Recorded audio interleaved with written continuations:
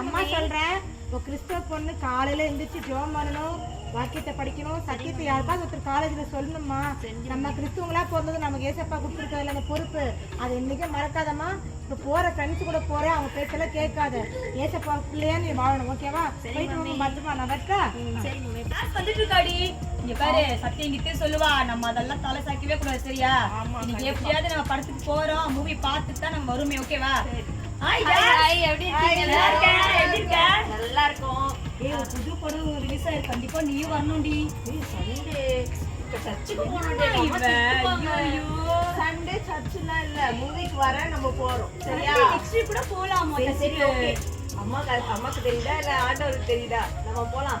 Okay, enjoy. Okay, super.